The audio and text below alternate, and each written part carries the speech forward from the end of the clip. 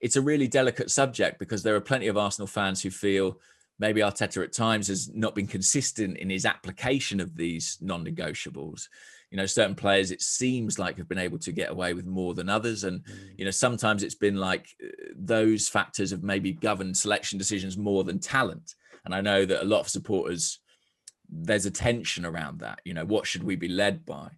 But I think if you speak to players, staff around the club, or who've been around the club in the last 10 to 15 years, a lot of them speak to a kind of deep-rooted cultural issue that ultimately needs addressing.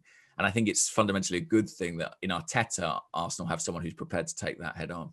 For those of us who aren't Arsenal fans and aren't living, breathing the club day in, day out, where do Arsenal fans think those inconsistencies have come in how Arteta has treated players? Well, one that was cited was, Willian made a kind of unauthorised trip to Dubai before the Leeds game, and yet he was in the starting 11 for that match. And I know a lot of people, a lot of supporters felt frustrated about that.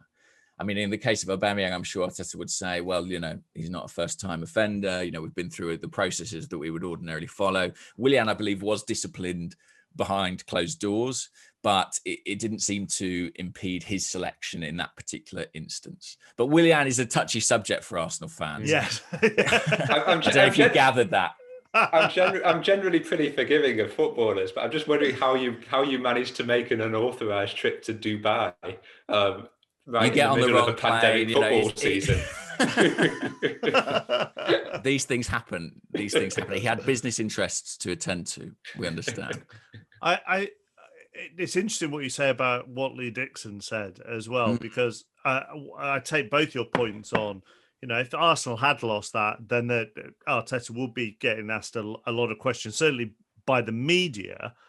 But maybe the most important thing for him at this stage was to send that message out to his squad. And actually, in the main, quite a lot of this squad being a young squad to say, right, going forward, you aren't going to get away with this kind of thing. Yeah, and listen, ultimately, Aubameyang is the captain, right? He's the symbol of the club. And maybe that's led to a situation where he's been punished in ways others wouldn't be, because it's so integral to Arteta that he sets the right example. And you're right, there is a big collection of young players at Arsenal who kind of need aspirational role models. There are senior players there like Aubameyang, like David Luiz, like Granit Xhaka, like some others. And Arteta does have really high expectations of those people. There's kind of a core leadership group at Arsenal that he expects to literally lead the way. And I think Aubameyang, he was pretty disconsolate during the game, and he got away very quick after the game as well. And I think knowing him, he just will have been absolutely gutted to have not been involved in this game. He absolutely loves these derby matches. He's got a decent enough record in them. He's normally at the heart of any celebration. The fact that he wanted to get out there so quickly suggests to me that he's feeling pretty rueful and remorseful about what happened. And Arsenal, they've got a game against Olympiacos coming up in the week, which they need to, they're in a very good position, but obviously that's really integral to them that they go through to the next round of the Europa League. I wouldn't be surprised if we see him back immediately and very desperate to make an impact. It's not going to fester then, this, in the same way that others may have done in the past. I wouldn't have thought so. Obviously the Mesut Ozil situation kind of hangs a bit of a shadow over Arsenal, and they fear, naturally, Arsenal fans will fear, are we going to end up in another position with another aging star on a big contract? I think Aubameyang is, from everything that we hear, a great guy. And actually, although there were some reports that came out of Dortmund about a lack of professionalism right at the very end of his time with Dortmund, a lot of people have rubbished that since. And I know Sven Mislintat, for example, who worked obviously with him at Dortmund and then brought him to Arsenal, just said he was an absolutely top professional. I think the quote was, "There is sunshine when he is around," just a really good guy. And that is certainly my impression too. He was very warm, infectious personality. I don't think he is the type, famous last words, but I really don't think he is the type to kind of sit on this and let it brew. And actually, Mikel Arteta was incredibly emphatic in his interviews after the game, saying, Aubameyang's a great guy, a great player. We draw a line under this, we move on. If that is the case, I think it's a pretty perfect example, really, of a manager enacting some discipline. Arteta, it couldn't have gone better for him, really, to make the call, to make it public and then get the result and effectively be able to double down and then say, look, it's a clean slate, we move on from here. he comes out of it very strong and very well. Just very grateful for that penalty decision, I guess.